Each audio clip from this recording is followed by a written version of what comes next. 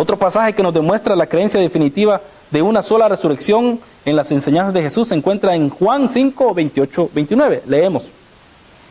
No os maravilléis de esto, porque vendrá hora cuando todos los que están en los sepulcros oirán su voz.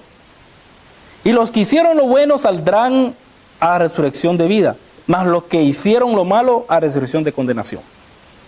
En esto vemos que Jesús es consistente con lo expuesto en el Antiguo Testamento, en especial en Daniel, al respecto de cómo y cuándo la resurrección toma lugar.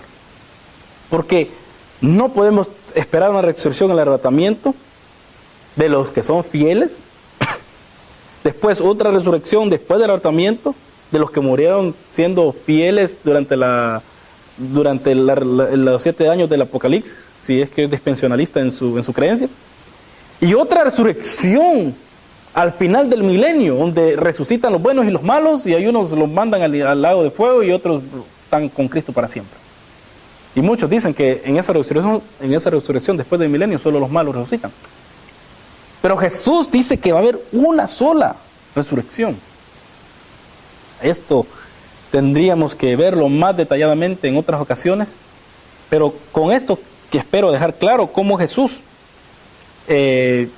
tenía su concepto tan paralelo como los que tenían sus contemporáneos, como lo acabo de decir, los fariseos, Marta, y Pablo, que era también contemporáneo de Jesús, porque también vivió en los tiempos de Jesús, y también los macabeos. Por eso, le invito yo a usted, querido hermano o querida amiga, a leer más detallada la Biblia, y no lo estoy llamando a leer más detallados los libros macabeos, pero sí hágase un poco más conversa con respecto a las creencias que los judíos tenían.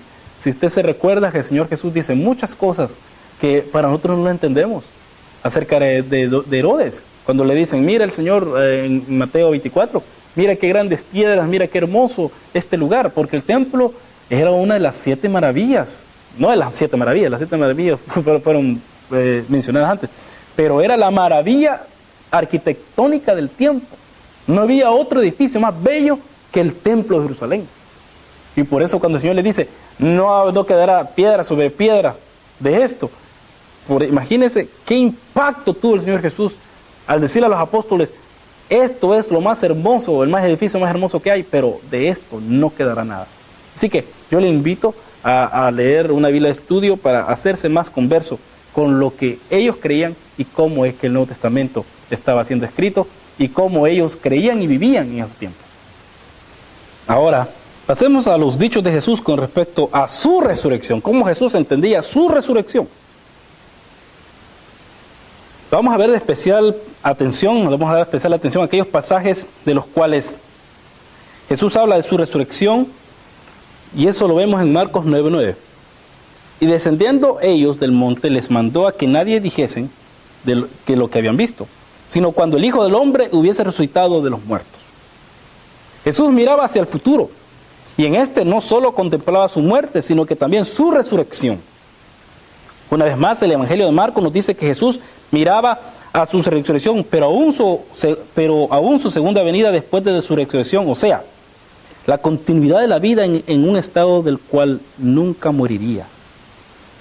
En Marcos 13:26 dice esto: entonces verán al Hijo del Hombre que vendrá en las nubes con gran poder y gloria. Jesús les asegura a sus discípulos que su liderazgo seguirá después de su muerte de una forma real, y no imaginaria o idealista, como se sugiere por algunos que la historia que la resurrección que es algo ideal, que fue lo que ellos querían en su corazón. Marcos 14:28 dice así: pero después que haya resucitado, iré delante de vosotros a Galilea. Él iba a ir, no iba a ir su espíritu, no iba a ir su imaginación, sino que Jesús mismo iba a ir. O sea, lo que acabo de decir, que Jesús miraba hacia el futuro, y él tenía bien claro que había una continuidad en su estado real. Por eso cuando el Señor resucita, miren, tóquenme, soy carne, soy hueso. Para concluir el entendimiento de Jesús con respecto a su propia resurrección, leemos en el Evangelio de Juan la siguiente declaración. Juan 2:19. Respondió Jesús y les dijo: destruid este templo y en 3 días lo levantaré. Dijeron los judíos: en 46 años fue edificado este templo y tú en 3 días lo levantarás. mas él hablaba del templo de su cuerpo.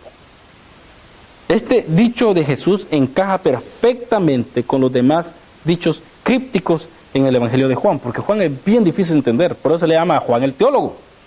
Jesús, que se consideraba el verdadero templo de Dios, donde residía su presencia en la tierra, según Juan 1:14, donde la palabra habitó es literalmente traducida como tabernaculó, porque el Señor Jesús, ¿se acuerda usted en el Antiguo Testamento que había un tabernáculo en el desierto? Y ahí donde estaba la presencia de Dios. Pues Juan ocupa esa palabra con Jesús en Juan 1:14, cuando dice, el verbo habitó entre nosotros, pero en sí está usando la palabra griega que se usó en el Antiguo Testamento, que dice tabernaculó. Él estaba con nosotros como en el tabernáculo, en el desierto. Jesús predecía su muerte, pero también su resurrección en el futuro.